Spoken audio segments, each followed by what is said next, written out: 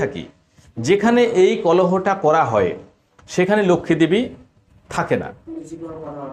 এবং যেই ব্যক্তি বা যেই ঘরে রুটলি যে কথাবার্তা বলে, মানে কর্কশ শব্দ যেটা কথা, যেই কথা আপনার কানকে শান্তি দেয় না, যে কথা আপনার আত্মাকে, আপনার বুককে, আপনার হার্টকে, আপনার হৃদয়কে শান্তি দেয় না, শুনে কষ্ট হয়, ব্যথা হয়, সেখানেও মাতা লক্ষ্মী থাকে না। কারণ মাতা লক্ষ্মী হচ্ছে আনন্দের স্রোত, যিনি আমাদের ধন সম্পত্তি ঐশ্বর্য সব কিছু দান করেন।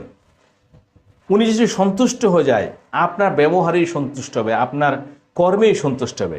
এবার আপনার ব্যবহারে যদি আপনারই বাড়ির কোনো সদস্যর বুক কেঁপে যায় বা কানে লাগে, যন্ত্রণা বোধ হয়, তাহলে সেখানে মা লক্ষ্মী কোনো দিন বাস করতে পারে না। আপনি ধনী হন বা বড় হন, আপনি ধনী হন বা গরিব হন, এতে কোনো ফারাক পড়ে না। আপনার কাছে এখন নাও থাক